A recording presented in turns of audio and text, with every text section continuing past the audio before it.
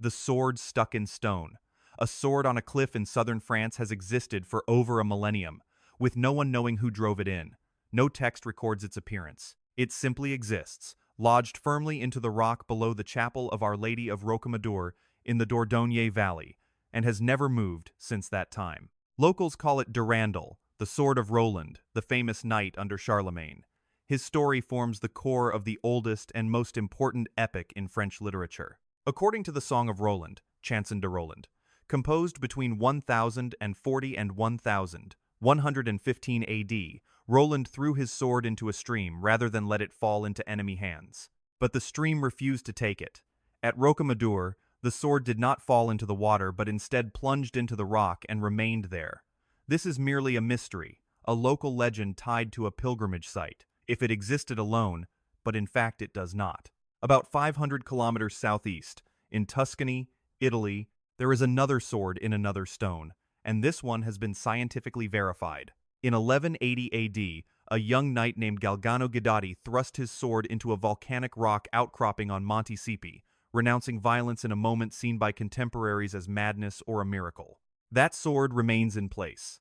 In 2001, geologist Luigi Garlascelli of the University of Pavia conducted the first rigorous modern analysis of the blade and its surroundings. He confirmed the metal composition matches 12th century ironworking techniques, and the geological contact surface between metal and stone showed no signs of later human insertion. Ground-penetrating radar revealed the entire sword, including the long hilt, embedded deep below the visible part to a depth of about 60 centimeters in the rock, with no cracks, gaps, or voids. Galgano was canonized by Pope Lucius III in 1185, barely 5 years after his death, an extremely swift canonization for a layman who was not a martyr, indicating the Church investigated the physical evidence and accepted it while the events were still living memory. Now look at the timeline. Galgano's event occurred in 1180 AD.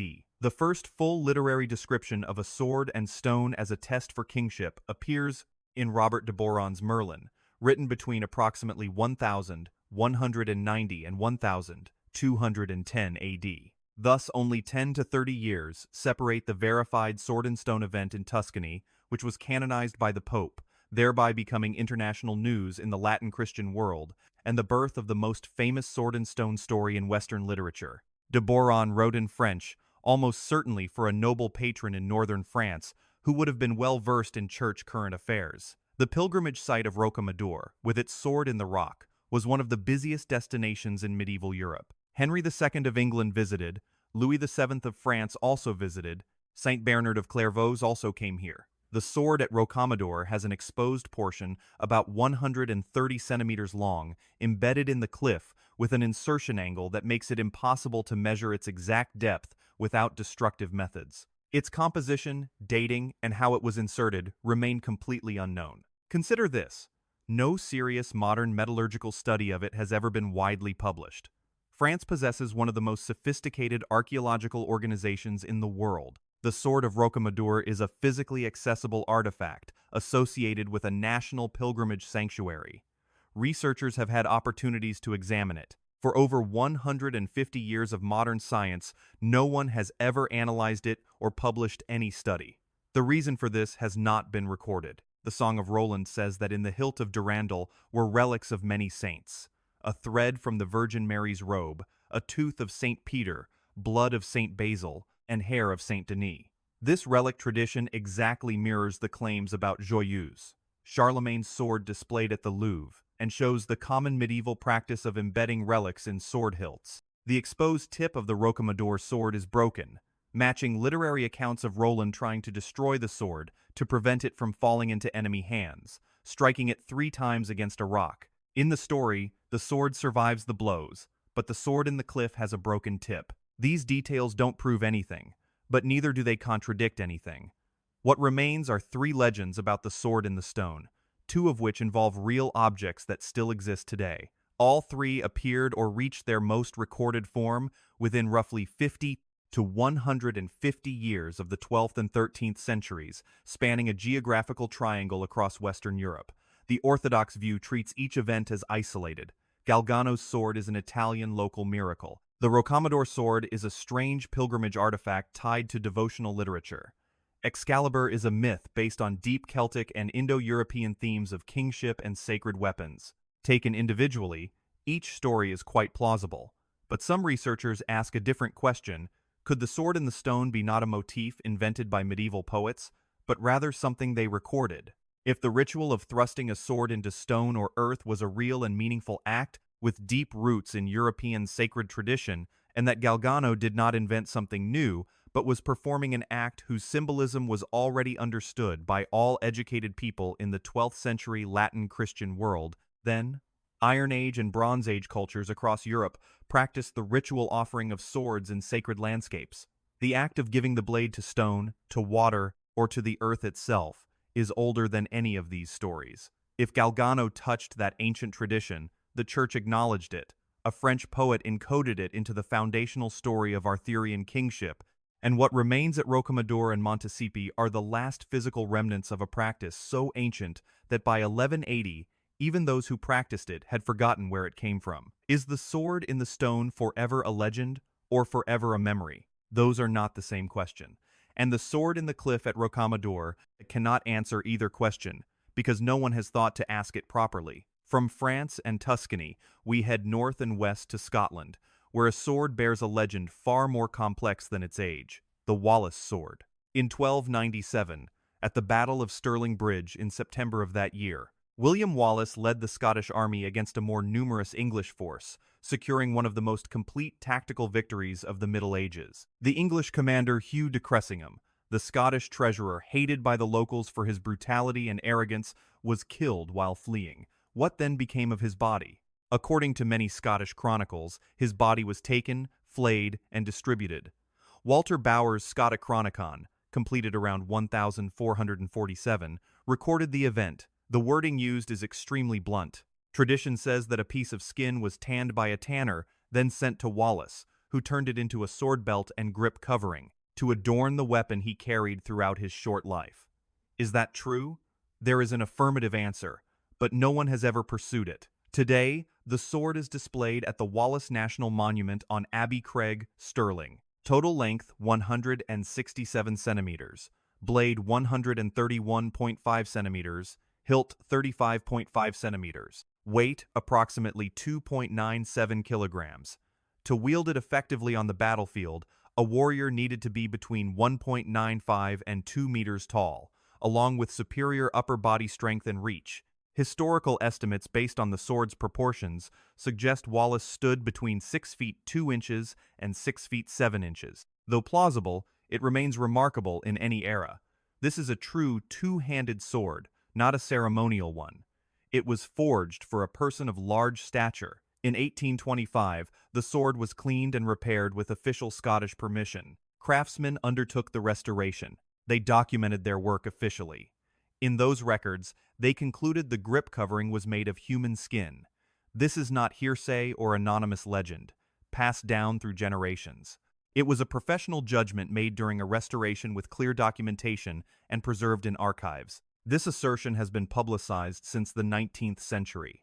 Technologies to definitively confirm include DNA testing, histological examination. Radiocarbon dating has been available for decades. According to the latest updates, no authoritative body has agreed to conduct testing. The Wallace National Monument did not request it, nor did the Scottish government insist. The blade, when analyzed in the 20th century, was dated to around the late 15th century. About 200 years after William Wallace was executed at Smithfield on the 23rd of August 1305. That means the sword dates from the 15th century, if it truly was Wallace's sword. It underwent a major reconstruction in the Middle Ages. The oldest original part of the sword today remains unidentified, because no comprehensive material study of the artifact has ever been conducted. The historical gap from Wallace's capture in 1305 until its first clear record in the 15th century is about 100 to 150 years without documentation. The sword became a central symbol of Scottish national spirit in the early 19th century, right in the Romantic nationalist movement that Walter Scott helped shape and spread. Built from 1861 to 1869, the Wallace Monument takes the sword as its central relic. The political burden placed on this object throughout that period and the following decades led to a situation where questions surrounding the sword could hardly be raised publicly without being seen as an affront to something sacred. A 2010 conservation report noted the strange characteristics of the hilt material during treatment, but lacked genetic or histological analysis. The sword was then placed in a controlled environment. Doubts were merely contained, not resolved. Orthodox historians assert the sword is a genuine medieval weapon, reasonably tied to the memory of Wallace despite lacking full documentation, and may have been preserved as the central relic of his legacy through successive political crises in Scotland. The legend of human skin has been acknowledged as a long-standing historical claim, but is still considered unverified. The phrase pending appears in texts awaiting scientific analysis, something never done. Yet some scholars raise a question the monument dares not ask. If that skin is not human, a tradition both dark and fascinating is exposed, and the sword is merely a late medieval blade with obscure origins linked to a great name. But if that skin is truly human, then Scotland's national hero once wielded a weapon wrapped in the processed remains of an enemy he defeated, and for 8 centuries, reverence has been given to a relic. Reverence has been given to a relic whose nature its worshippers did not truly understand. Whichever answer causes trouble, while an unasked question brings no trouble at all. Is this chance or deliberate policy? Wallace himself was executed in a manner designed to erase him, hanged, drawn, and quartered. Pieces of his body were sent to Newcastle, Berwick, Stirling, and Perth as a warning to dissenters. The English wanted to erase all trace of him, but the sword endured. It has been in Scottish hands in one form or another for 700 years. Its entire constituent materials have not been formally identified. Leaving Scotland's most controversial relic, we cross the Channel to France, where the most sacred object of the French monarchy once hid a structural secret in plain sight for over 200 years. Joyeuse. In 1270 AD, at Rheims Cathedral, King Philip III of France was being crowned. A sword was raised before the assembled nobles of the realm. It was called Joyeuse, the personal weapon of Charlemagne, the Frankish emperor and father of medieval Europe. According to tradition preserved by the French court, this was the very sword Charlemagne used in battle at Roncevaux in 778 AD. The assembled French lords bowed before the sword. For the next 646 years, at some 35 coronation ceremonies, every French king was crowned in the presence of this object, and the object, when modern researchers examined it, they found it was a composite of at least 5 distinct objects from 5 different centuries, none of which could be definitively attributed to the Carolingian dynasty. Joyeuse has a total length of 105 centimeters, with a blade about 81 centimeters long, the hilt made of gold and inlaid with precious stones. With rock crystal, exquisite filigree gold, the crossguard and pommel, the filigree style on the pommel, along with the crystal setting technique, have been dated through art historical analysis. Around the 10th or 11th century AD, corresponding to late Carolingian or early Capetian craftsmanship, but with a discrepancy of 100 to 300 years after the height of Charlemagne's reign, 768 to 814 AD. Many experts affirm that the pommel dates technically to the 9th century. This would place it in the Carolingian period, though not necessarily coinciding with Charlemagne's lifetime, while the crossguard is dated by many analysts to the 13th century AD. Thus, it is contemporary with the earliest record of the sword's use in coronation ceremonies. As for the blade, based on the most thorough metallurgical assessments, it is likely a late medieval replacement, 14th or 15th century, fitted to the older hilt components at some undetermined point in the sword's history. Therefore, overall, the object held aloft in French coronations for 6.5 centuries is essentially a 15th century blade mounted on a 13th century crossguard and a 10th or 11th century pommel. These parts do not belong to the same sword, but together tell a story. That is an entirely different matter.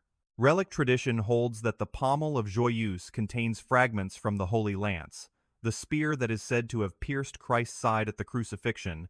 Those fragments are placed within the crystal mounted on the face of the pommel. This claim, combined with the Carolingian dating, gave Joyeuse immense theological weight in the coronation ritual. The French coronation was not merely a ceremony, it was a deeply legal and theological act.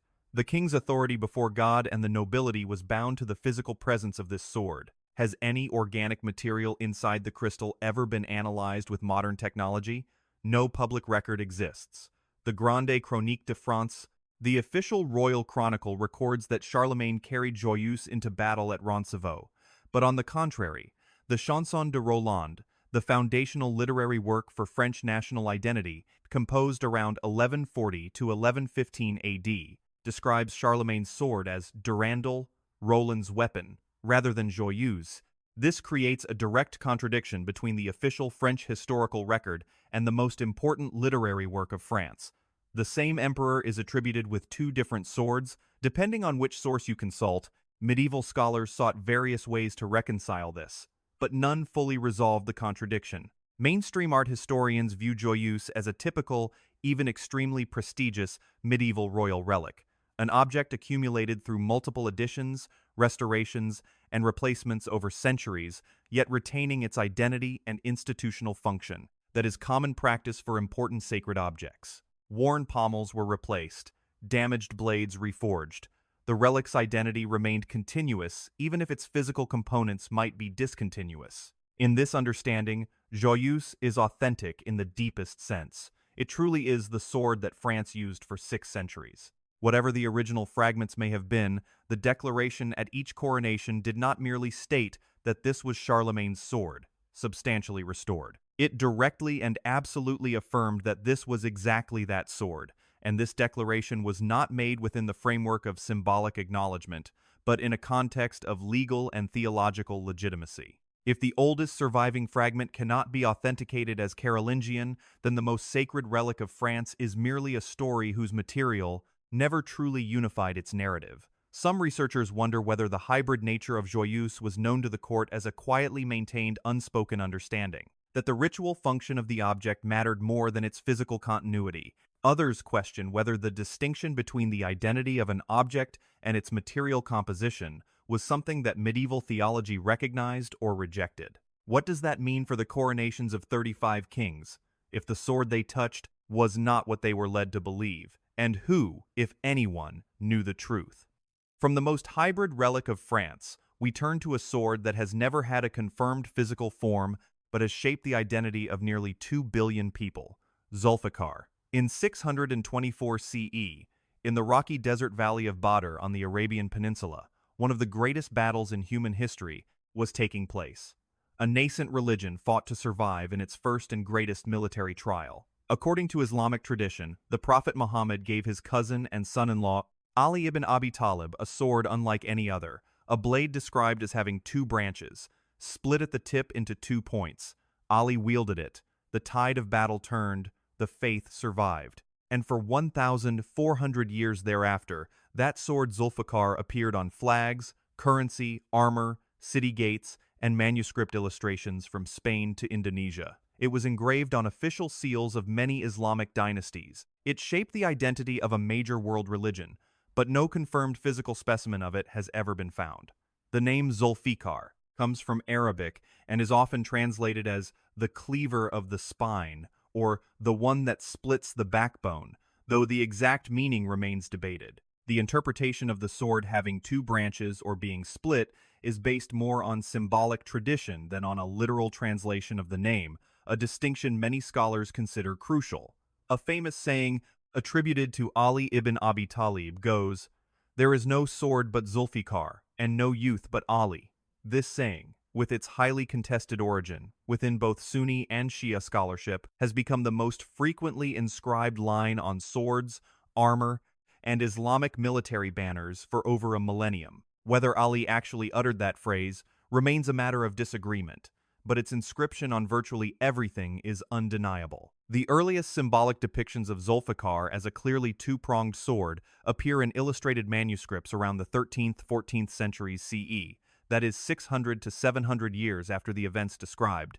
Earlier images are ambiguous about the forked form. This prompts some scholars to argue that the 2-pronged shape is a medieval symbolic development, not a depiction of the original weapon, meaning that the image that became the most widespread symbol in Islamic martial art imagery may have been invented centuries after the sword it supposedly embodies.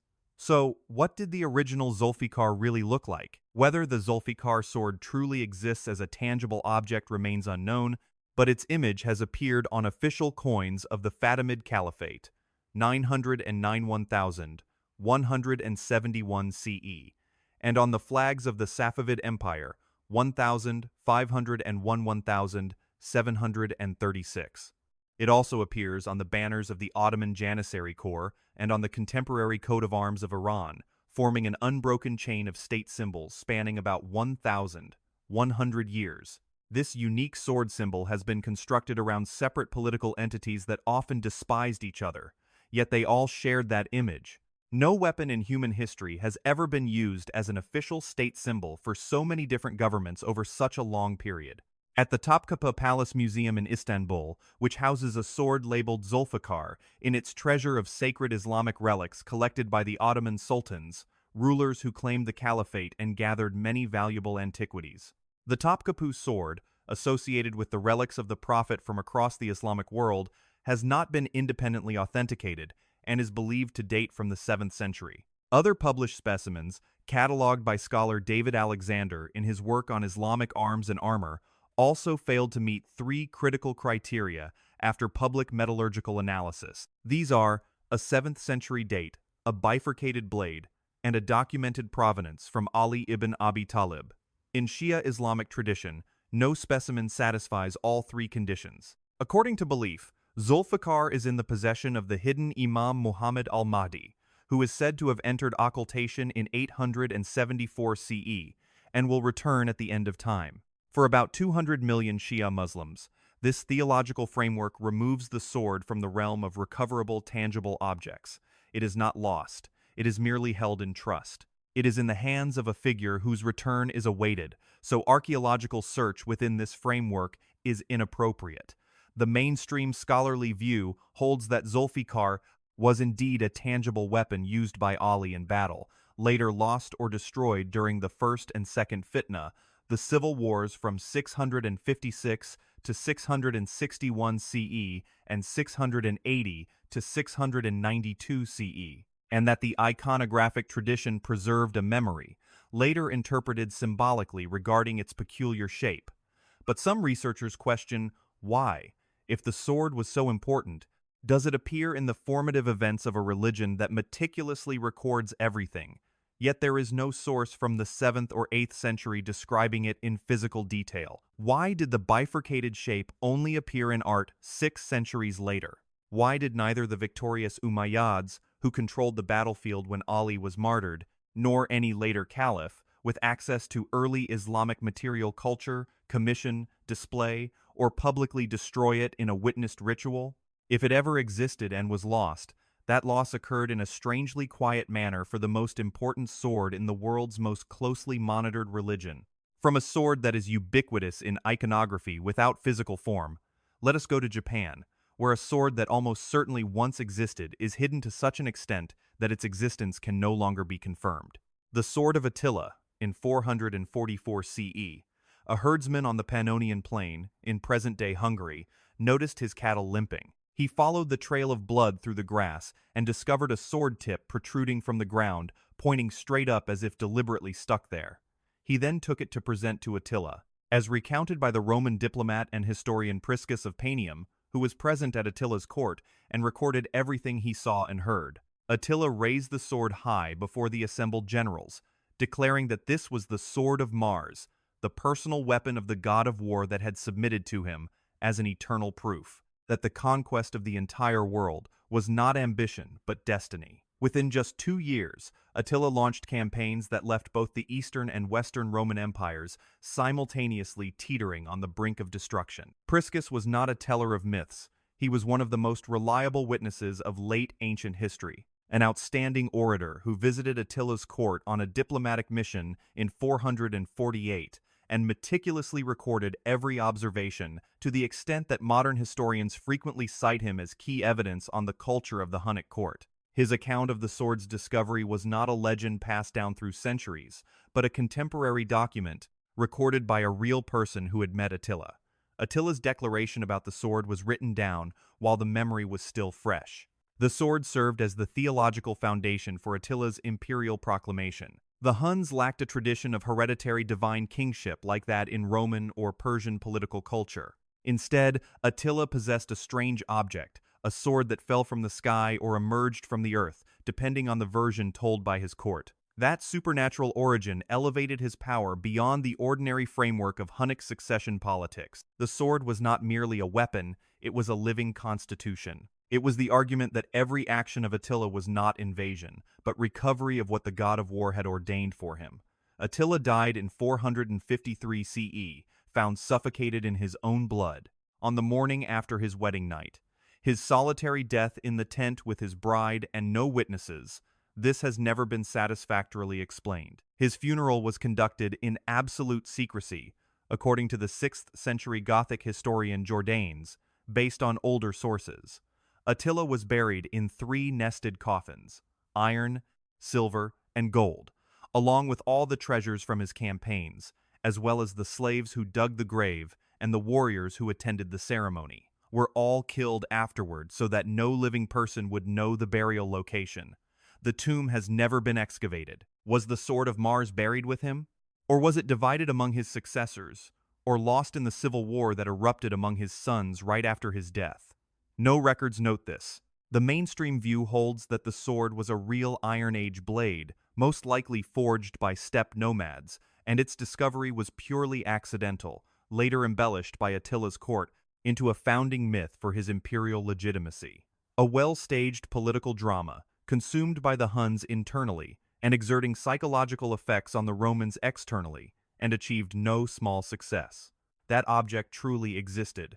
The material it was made of, its origin, and its fate are questions that history cannot answer. Yet some researchers pose a thornier question. Priscus described the sword as unlike any weapon in the Roman arsenal, strange in shape, strange in the circumstances of its discovery. Before the Huns arrived, the Pannonian Plain had been dominated by successive steppe cultures for centuries.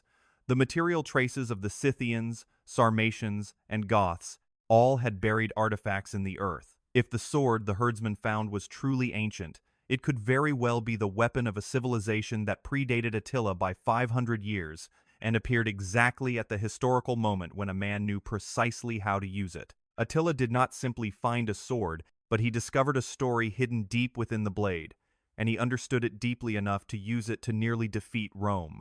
From the night Attila died, that sword vanished without a trace. Attila's tomb has never been found. All the treasures buried with him lie somewhere beneath the Hungarian plain, at a place guarded by the death of all who ever knew of it. This could be the most important archaeological site in Europe. It has not been located for 1,570 years. The Kusanagi sword. In 668 AD, the Emperor of Japan ordered a grand ceremony. The sacred imperial sword, one of the 3 supreme treasures affirming the legitimate rule of the Japanese archipelago, was brought out for display.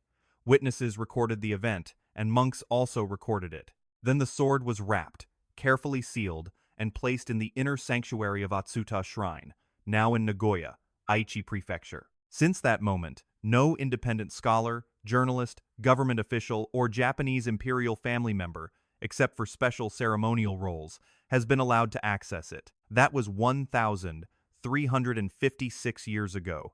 We have absolutely no idea of its true shape, whether it remains intact, nor can we reliably know whether it actually survives to this day.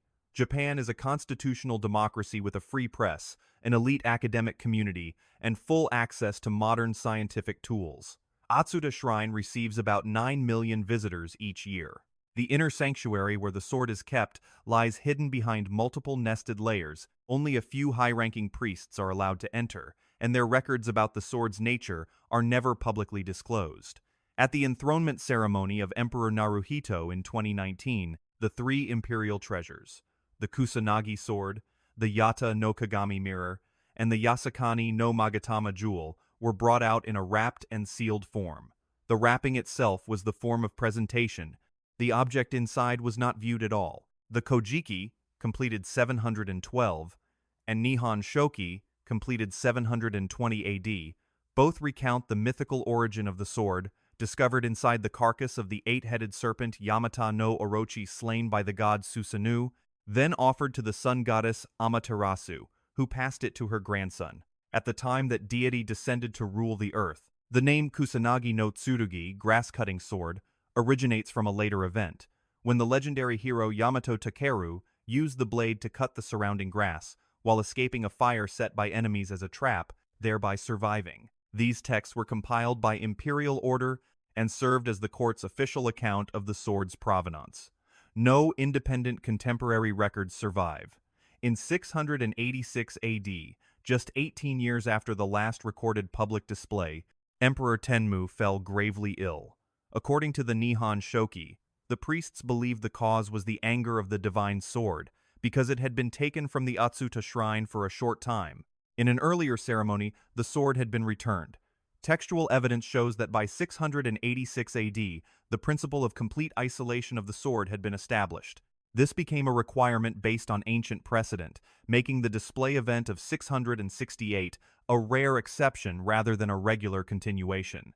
This untouchable tradition may be even older than the last recorded sighting of the sword. The most recent documented crisis involving this treasure occurred in 1185 during the naval battle of Dan no Ura. At that time, the young Emperor Antoku perished in the waters of the Shimonoseki Strait along with his grandmother. Historical records state that it was his grandmother who threw the sword into the sea, rather than let it fall into the hands of the victorious Minamoto army. The Kamakura-era chronicle Azuma Kagami records that Emperor Go-Toba later performed a ritual at the Itsuta shrine, which some scholars describe as a sword replacement ceremony. Whether this action was an acknowledgement that the original treasure was lost and a replacement enshrined, or merely a purification ritual after the damage of civil war, remains a topic of debate. The Imperial Household Agency of Japan has never made an official statement on this matter. Mythological descriptions of the sword also conflict among sources, leading to some scholars hypothesizing that it may have originally been made to model or was actually a continental sword, possibly from Korea or China, dating from ancient times. The Kojiki says the sword was found in the tail of the serpent Orochi, while the Nihon Shoki claims it was inside the animal's body. Medieval texts consistently describe the sword as straight, not curved. This feature completely distinguishes it from all later Japanese swords and makes it similar to continental Asian sword designs of the first millennium AD. The mainstream view holds that the Kusanagi sword is a very ancient physical entity, and the mystery surrounding it is actually a deliberate religious and political tradition constructed to protect the sacred status of the treasure. The question of whether it is the original divine artifact, theologically, is largely irrelevant to its ritual function. The position of the Imperial Household Agency is that the contents of the sealed treasures are not subject to public disclosure or scientific examination, a stance protected by Japanese law. However, some researchers question whether the inaccessibility of this sword is an essential point, rather than merely an incidental feature of reverence. If it was lost at Dan no Ura in 1185, and contemporaries were well aware of it, then what has been present in the shrine for the past 840 years? And if the three imperial regalia are the determining factors for legitimate succession to the Japanese throne, but one of them cannot be verified for existence, then how does this affect the legitimacy of every enthronement ceremony held since 1185? The sword that rules Japan has not been seen by anyone for 13.5 centuries. That absolute absence has turned it into a kind of invisible presence. Now, let us turn to the Arabian Peninsula, where a sword famous for over 1,000 years vanished in a single exchange that no one recorded clearly, the Honjo Masamune. The time is December 1945, as Japan had just been defeated. The American occupation authorities ordered all Japanese citizens to surrender their swords before the end of the year. An individual named Koshu Toshimune went to the Majiro police station in Kita Ward, Tokyo, and on behalf of the Tokugawa clan, surrendered a collection of 15 swords. A Japanese police secretary recorded each sword by name. Among them was one named Honjo Masamune. The entire collection was then handed over to an American Army sergeant, and according to Japanese records, his identity was phonetically recorded by the secretary as Colby Bimbo. From that entry in the logbook, the most sacred treasure of Japanese material culture completely disappeared from the historical record. Despite relentless searching for 79 years, it has never been found. Honjo Masamune worked in Sagami Province, now Kanagawa, during the late Kamakura period, around 1288 to 1328 AD. He is recognized as the father of the Soshu school of sword forging, renowned for its exquisite multi-layered steel structure and unique hamon, temper lines, representing the pinnacle of Japanese sword-making art. Many weapons history experts consider him the greatest master in the entire history of human sword-making. The number of authenticated surviving Masamune swords is only about 59 to 61 worldwide, most preserved in Japanese national museums and other major collections. Because of his immense posthumous fame, hundreds of swords over the centuries have been misattributed to Masamune, but the authentic number is extremely modest, and each of those is a national treasure. The Honjo Masamune is considered his masterpiece. The recorded history of this sword begins with a samurai named Honjo Shiganaga of the Uesugi clan in the late 16th century, who is said to have acquired the sword as spoils after defeating and killing its previous owner, Tokugawa Jiki. According to an official history of the Tokugawa clan, the sword was taken in by the Owari Tokugawa branch early in the Edo period. It was revered as the supreme heirloom of the Tokugawa lineage and a national treasure. After Japan's defeat in World War II, in September 1945, Supreme Commander of the Allied Powers, General Douglas MacArthur, issued an order compelling the surrender of all swords, resulting in approximately 600,000 to several million blades being confiscated across Japan, and most of them were later destroyed, or handed out to American soldiers as souvenirs from the Pacific War. The officer who received the Tokugawa collection at the Majiro police station is recorded as Sergeant Koldi Bimbo, almost certainly just the Japanese secretary's phonetic transcription of an unfamiliar American name. Although Japanese historians have conducted extremely thorough investigations in archives and government agencies, no one matching this phonetic description has ever been definitively identified in U.S. Army records from the occupation era. That name only appears in a police logbook, not matching any other lists. SCAP, Supreme Command of the Allied Powers, officially banned the export of confirmed treasures, but enforcement was uneven, and it is clear that the national treasure status of the Honjo Masamune was not recognized at the time of its confiscation. The sword left the police station in the hands of a man whose identity remains a mystery to this day. The Japanese Agency for Cultural Affairs has continuously strived. As early as the 1990s, the search for the sword began. Countless appeals were sent to American veterans associations, estate sale channels, and private collectors. No reliable trace leads to the blade. The metallurgical features of a Masamune sword, especially the jihada, a crystalline pattern visible under polarized light, are considered by Japanese sword experts to be virtually impossible to counterfeit. Assuming Honjo Masamune ever surfaced anywhere in the world, authentication would only require non-invasive analysis, but it has never appeared. The academic community maintains a simple view. Some American soldier had no idea what he was holding. A sword taken from a collection of 15 items, sent home as war booty, and since then it has quietly circulated through estate auctions and private hands, with no one knowing its true identity. Since 1945, no one who has held it understood its true identity. It might be sitting quietly in the American Midwest, or in a European antique collection. Almost certainly it remains intact, because a Masamune blade is nearly indestructible. Difficult to destroy as it is, its provenance has been severed. Yet some researchers still wonder, is the name Koldi Bimbo merely a transcription error, or does it hide something else? Amid a military occupation with the richest documentary system in war history, with countless surviving records far exceeding similar 20th century events, just one line in a police log challenged 79 years of identification. Either that name was transcribed too chaotically to trace, or the man who received the sword had his own reasons to remain hidden. And if the sword is in a private collection where the owner knows exactly what they hold, then it is the legal troubles regarding its status that cause no one to dare utter a word. The transfer of a national treasure during wartime, under occupation, may be the reason for all the silence. The greatest sword ever forged is somewhere from a sword lost after a single administrative transaction. We return to Asia, searching for a sword that never physically existed, but never truly disappeared. The seven-branch sword. Dated to 369 AD, though many scholars insist it is 408 AD, and that discrepancy is not merely a footnote, it is the entire thesis.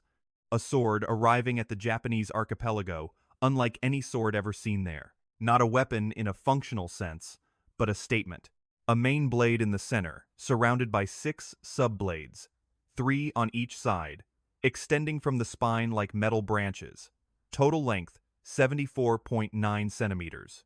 Forged from a single lump of iron, all 7 branches are continuous. No welding, no joining, but shaped from one red-hot mass of iron, demonstrating superior technical skill.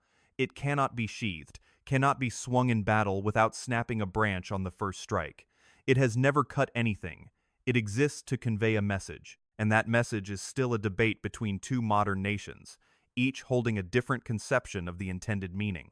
The sword was kept at Isanokami Shrine, one of the oldest Shinto shrines in Japan, for at least 16 years. Traces of it appear in the Nihon Shoki of 720 AD, recording that the sword was offered as tribute by the Kingdom of Peiki on the Korean peninsula to the Yamato court in 372 AD.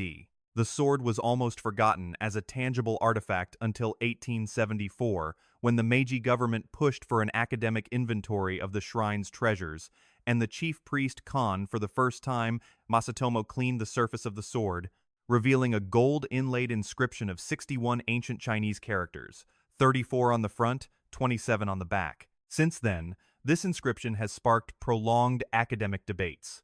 The front contains a phrase referring to steel tempered 100 times, proving that the sword was not merely a diplomatic prop, but a metallurgical masterpiece. The date inscribed on the sword corresponds to the year 369 or 408 AD, depending on the interpretation of the sexagenary cycle symbol, creating a 4-0 year ambiguity, thereby changing the identities of the relevant kings and the political context between Baekje and Yamato at the time of the gift. The Nihon Shoki records this gift in the year 372, very close to the year 369 on the inscription, but not an exact match. This 3-year discrepancy has given rise to a long-standing debate.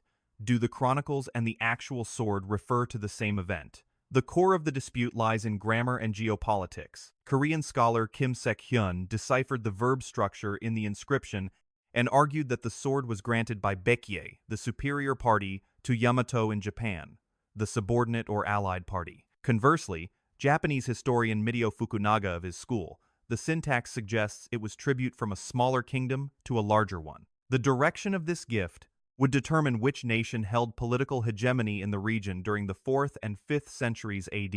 Both countries have scholarly establishments that are heavily institutionally invested in their own reading. The grammatical debate is real, and the disagreement is technically defensible, but it cannot be separated from the contemporary political context. Japanese nationalist historiography, which dominated academic circles in the early 20th century, constructed an important part of the narrative of ancient Japanese imperial hegemony. Based on the Japanese reading of this inscription, Korean scholarship countered with its own reading, as a direct response to that historical legacy. Metallurgical analysis of the sword is severely limited because it is a temple treasure, and destructive sampling cannot be conducted. Non-invasive X-ray fluorescence analyses have confirmed an iron composition consistent with the manufacturing techniques of the Korean peninsula in the 4th and 5th centuries, which are distinctly different from the contemporary ironworking of Japan. As a result, it is almost certain that the sword was manufactured in Baekje and not in Japan,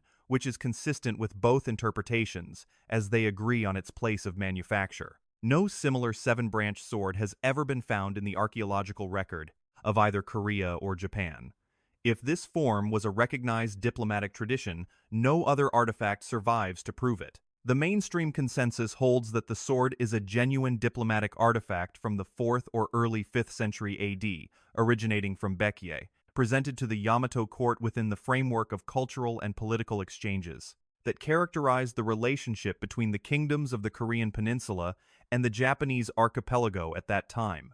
The political meaning of the inscription is truly contested, and most scholars. Both dominant interpretations are acknowledged to have a solid grammatical basis, but some scholars wonder if there exists a third reading that both orthodox schools have not fully explored. From another perspective, the sword does not symbolize hierarchical power, but rather an alliance, a gift between powers in an unprecedented political moment. This required an unprecedented object, a unique seven-branched shape not appearing in any other culture, created specifically for this special exchange. Could that very shape contain a message, encoding what the ancient Chinese characters dared not utter for fear of political danger? What we are discussing in the text is a camouflage story, hiding a meaning preserved only in the unique geometry of the object. The two nations continue to attribute words to the sword.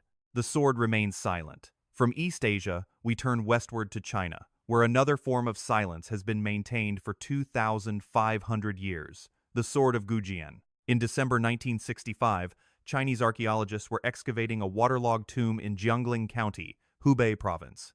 Among over 500 ancient tombs being surveyed in the area, a worker reached into the sediment and touched a long object wrapped in a lacquered scabbard. The scabbard slipped off, revealing a blade gleaming as if polished yesterday. An archaeologist reached out and gently ran a thumb along the blade. Immediately, it cut his hand.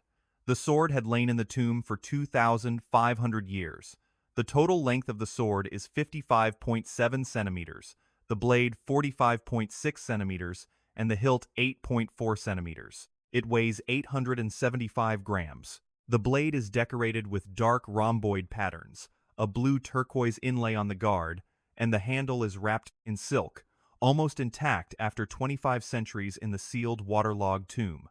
8 characters in the ancient birdworm script of the Yue Kingdom are engraved on the blade. This line of characters was deciphered by Tang Lan, a leading expert in ancient scripts in China at that time, and translated as, "The king of Yue, personal name, made this sword for personal use."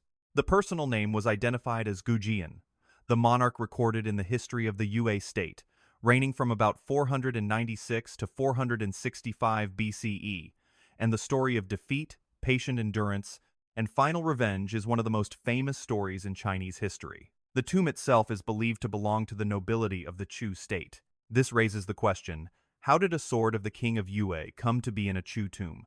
These questions are only partially answered by the historical events, military and diplomatic of the region at that time. However, more urgent for researchers was not the issue of provenance, but a foremost metallurgical challenge. Spectroscopic analysis confirmed the blade was made from a copper-tin alloy, with tin content ranging from 13% to 21% at different positions on the blade. The cutting edge has a higher tin content for increased hardness, while the spine contains less tin for flexibility. This is the technique of differential alloying. The deliberate variation in metal composition along the length of the blade aimed to optimize different mechanical properties at each position. This is a sophisticated metallurgical technique, demonstrating a profound understanding of material reactions under pressure, something only officially systematized by Western scholars centuries later. However, the most controversial discovery was a layer of chromium oxide on the sword blade's surface, found during later analysis. Chromium oxide is a compound that forms a passive, self-healing protective layer, preventing oxidation. In modern production, this layer is created via electroplating, or through chemical vapor deposition, a 20th century invention. The ancient tomb was flooded, a factor that usually significantly accelerates metal corrosion. Other bronze artifacts excavated from the same site were corroded as expected, but this sword was completely different. The chromium oxide layer coated the entire blade surface evenly and thinly, even appearing on interior surfaces. These surfaces had never been exposed to migrating soil compounds. This was the initial reason why some Western metallurgists rejected the first discovery. The widely accepted explanation is that the sword was preserved almost perfectly due to special burial conditions. Several meters of clay created a stable anaerobic environment, and the chromium oxide layer either formed naturally through slow chemical interaction with the alloy composition, or it represents an early empirical discovery of anti-corrosion treatment, applied experimentally without a formal theoretical basis. Some Western researchers still argue that chromium may have migrated from the surrounding burial environment, despite the coating's high uniformity. Its presence on hidden surfaces complicates this hypothesis. But some scientists pose a harder question. Chromium oxide cannot form naturally on bronze under any known environmental conditions. If this is an empirical discovery of chromium treatment, it means that in 500 BCE, someone in China understood that exposing this specific alloy to a specific chemical process would create a permanent protective coating. That is not merely intuitive metallurgy that happened to work, it is genuine knowledge. Today, the sword is housed in the Hubei Provincial Museum in Wuhan, classified as a national first-class treasure of China. So important that replicas are often displayed instead of the original, it has left China only once for a short-term exhibition in Singapore. The original rests in a climate-controlled cabinet, still sharp and shiny after 2.5 millennia. Whatever treatment it received, it works perfectly. From a sword that should have decayed but remained intact, we move north across the Eurasian continent, to a sword that should not exist but clearly does. That is the Ulfberht sword, year 850 AD. Imagine you are a blacksmith in the Frankish Empire. You have spent your entire life learning the craft from your father, heating the iron ingot, folding it, forging out the slag, folding again, driving impurities out of the metal by the only method the technology of the time allowed. Every sword you forge is a compromise, on the fine line between hardness and brittleness, between a razor-sharp blade and one that never chips when clashing against other swords. Even the finest steel known to humanity has its weaknesses. Every warrior who has ever drawn a sword understands this truth. They accept it as an unchanging law of existence. Yet there are those who enter battle wielding a blade that can pierce your masterwork weapon with effortless ease. When you examine it, that metal seems absurd, too perfect, as if not of this world. Over 170 swords inlaid with inscriptions. Various versions of the Ulfberht sword type have been unearthed from burial sites, riverbeds, and battlefields across northern Europe. Archaeologists have quietly sought and cataloged them for decades. They are associated with the historical context of the Carolingian and Viking eras, spanning from 800 to 1000 AD. The turning point in deciphering the mystery of these swords came from a metallurgist, Alan Williams, an expert from the Wallace Collection in London, conducted comprehensive analysis of the blades, culminating in his revolutionary 2012 work, The Night and the Blast Furnace. Williams's findings shook the foundations of our understanding of what medieval European metalworkers achieved and when they did it. Authentic Ulfberht blades have been confirmed forged from crucible steel with a carbon content of 1% to 1.3%, while ordinary swords of the same period contained only 0.03% to 0.09% carbon of contemporary Europe, which were pattern welded. This high-grade crucible steel required temperatures exceeding 1,600 degrees Celsius to fully melt the iron, thereby removing slag and impurities completely before the metal cooled. The residual slag content in genuine Ulfberht blades was nearly zero, less than 1% by volume, while typical European bloomery iron swords of that time contained 5% to 10% slag, causing structural weaknesses scattered throughout the blade. Crucible steel should not have appeared in Europe until the Industrial Revolution, some 800 years after these swords were forged and used in Frankish and Viking battles. Williams analyzed over 400 medieval European swords at the Wallace Collection and identified about 44 authentic Ulfberht swords, distinct from over 170 inscribed specimens. The rest were high-quality replicas made using conventional techniques. Only metallurgical analysis revealed the difference.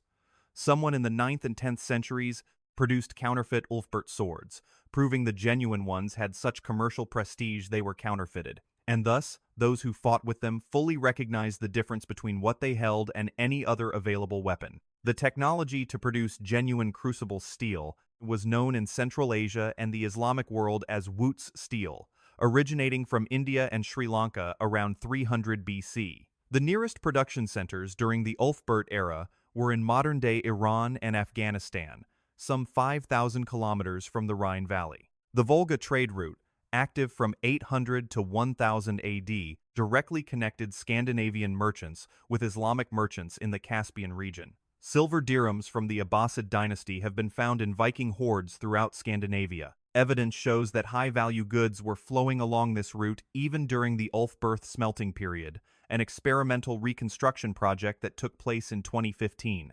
According to swordsmith Richard Furrer in the Nova and PBS film The Viking Sword Mystery, the crafting process showed that production, creating a quality Ulfberht sword, required weeks of meticulous work, masterful skill, and a deep understanding of the chemistry of molten steel.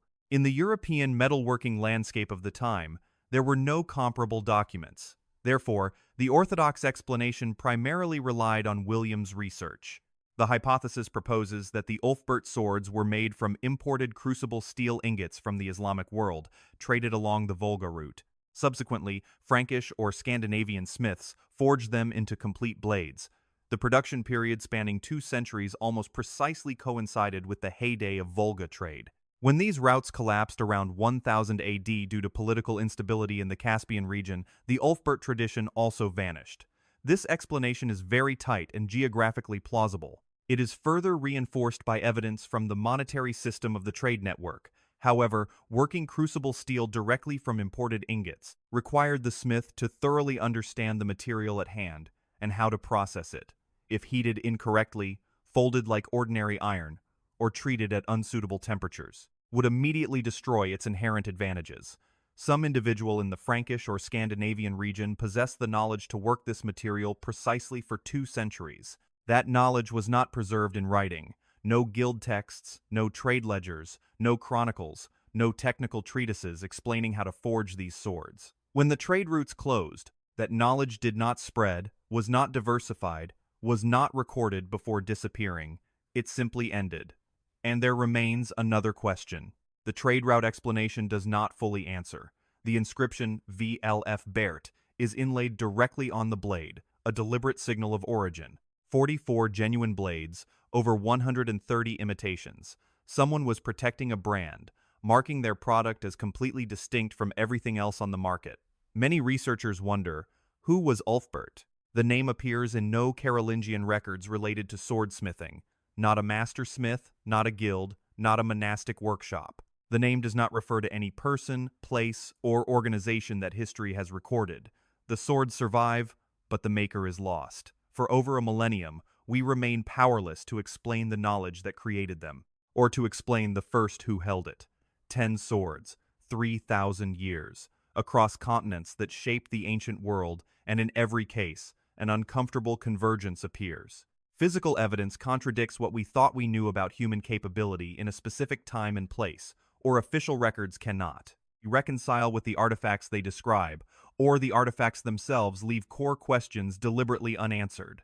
Ulfberht's metallurgical technique appeared earlier than its previously assumed time. A technology from 8 centuries earlier, the Goujian sword possesses a surface treatment that should not have survived for 2,500 years since its application. The Sword of Galgano is thrust deep into the rock, with no physical mechanism able to explain how it got there. Meanwhile, the 7-branch sword has reshaped the entire political history of 2 modern nations. A prolonged grammatical debate, with neither side willing to admit the truth, kept the Kusanagi sword sealed for 13.5 centuries. Within a democracy that never questioned its authenticity, the Zulfikar sword has shaped the identity of nearly 2 billion people. No one has ever confirmed its true form. The Honjo Masamune, the greatest sword humanity has ever witnessed, was handed over to a ghost at a police station, and has since vanished forever. Joyous once served as the legal foundation for 35 coronations, while itself being assembled from fragments spanning 5 different centuries. As for Wallace's sword, it may be wrapped in the skin of the man Wallace killed, but no one has ever asked for that to be verified. And the 2 swords in the stone in France and Tuscany appeared within a decade after the most legendary sword. The story of the sword in the stone was once recorded, and one of them has never been analyzed. Mainstream scholars often view these as mere isolated anomalies. Each sword has its own explanation, perfectly reasonable based on trade, restoration techniques, symbolism, legend, and the usual gaps in historical records. That perspective is not dishonest. When considered individually, each explanation holds practical value. The trade route explanation for Ulfberht is correct. The sealed tomb explanation for Goujian is as well. The explanation for Joyeus's restoration is completely sound. No sword forces us to abandon our existing knowledge of ancient history. Yet, when we apply those individual explanations to an overall pattern, they cannot form a single explanation for the entire pattern. When the same structure appears on 10 swords, spanning 4 continents and 3,000 years, the structure of a physical object that transcends recorded historical contexts, or a sacred object whose most fundamental question is deliberately left open, then it is no longer merely 10 coincidences, but begins to ask, why do we keep encountering the same mysterious pattern? Because history is not simply what happened, but what remains, what is recorded, and what is allowed to be verified, and what is deemed important. Some of the swords mentioned have never been examined, not for lack of means, but because no authority ordered it. That is a choice. Decisions about what not to know carry as much weight as decisions about what to investigate and deserve equal scrutiny. The philosophical implications are unsettling. It suggests that our understanding of ancient capabilities depends not only on what they achieved, but also on the evidence that survives, the evidence that has been sought, and the evidence that has been bureaucratically shielded from investigation. If Ulfberht represents knowledge of crucible steel, which once appeared, flourished for 2 centuries, and then vanished without a written trace, then what other things came, blazed brightly, and disappeared? If the Goujian sword, with a surface that represents a chemical reaction once practiced but never formally recorded, then what other practices existed in the gap between what the ancients wrote down and what they truly knew? The distance between recorded knowledge and actual capability in the ancient world may be far wider than we imagine. Unlike commonly accepted historical knowledge today, you are here because you notice what most people overlook when they glance at museum glass cases and read labels, accepting a mere 4-0 word summary as if it were the whole truth. The story of an artifact that lay buried beneath the earth for 2,000 years. You raised questions that the label never revealed. You asked, who never demanded verification and why? You wonder what those measurement numbers mean in a practical context. This is not a superficial thinking habit, but a decisive act, refusing to accept that the past story has been controlled, of the past as the final version. If one of those 10 swords has touched you, whether it is the impossible alchemy Ulfberht, or the name Koldi Bimbo appearing in Tokyo police records, or the sword still forgotten on a cliff in France never analyzed, leave a comment and subscribe to the channel because this is the home for such questions. Every civilization once created wonders, and then eventually forgot how they were made. Knowledge merged into the hands of craftsmen, techniques tied to secret workshops, traditions, cherished within dynasties where they were preserved. The only things left are the artifacts, things that outlive the very understanding that created them, lying silently in temples, museums, cliffs, and police records, holding their breath, waiting for the right question. A blade that does not rust, a sword stuck in stone defying all scientific tests, a name that matches no soldier in the meticulously recorded occupation. These are not merely anomalies to be explained. They are time-crossing messages sent from the future, from people who, to some extent, were aware that what they created would outlast the world that gave birth to it. And they were right. The swords still remain. The question is, are we willing to listen to the voice from them? If that truly matters to you, subscribe to the channel. There are many more mysteries waiting ahead.